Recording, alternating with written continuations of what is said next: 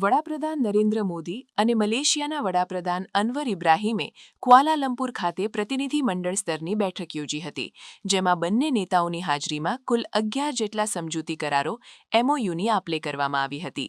આ કરારોમાં મુખ્યત્વે semiconductor technology, આરોગ્ય સંભાળ, શ્રમ ગતિશીલતા અને રાષ્ટ્રીય સુરક્ષા જેવા વ્યૂહાત્મક ક્ષેત્રોનો સમાવેશ થાય છે.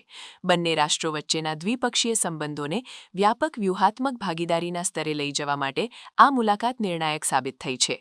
આ સમજૂતીઓનું મહત્વ સમજાવતા વડાપ્રધાન મોદીએ જણાવ્યું હતું કે ભારત અને મલેશિયા વચ્ચેનો સહકાર હવે માત્ર વ્યાપાર પૂરતો મર્યાદિત નથી, પરંતુ તે ભવિષ્યની ટેકનોલોજી અને પ્રાદેશિક સ્થિરતા માટે પણ અનિવાર્ય છે.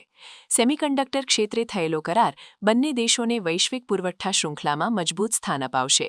આ ઉપરાંત આપત્તિ વ્યવસ્થાપન અને સંયુક્ત રાષ્ટ્ર શાંતિરક્ષક દળોમાં સહકાર વધારવા અંગેની સંમતિથી સંરક્ષણ ક્ષેત્રે એક નવો અધ્યાય શરૂ થયો છે, જે દક્ષિણ પૂર્વ એશિયામાં ભારતના પ્રભાવને વધુ વિસ્તૃત કરશે.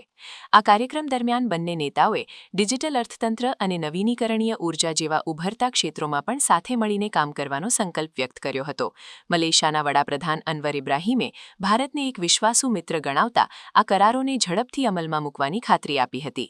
આગામી સમયમાં ભારતના UPI પ્લેટફોર્મને મલેશિયામાં કાર્યરત કરવા અંગે પણ હકારાત્મક ચર્ચાઓ થઈ છે.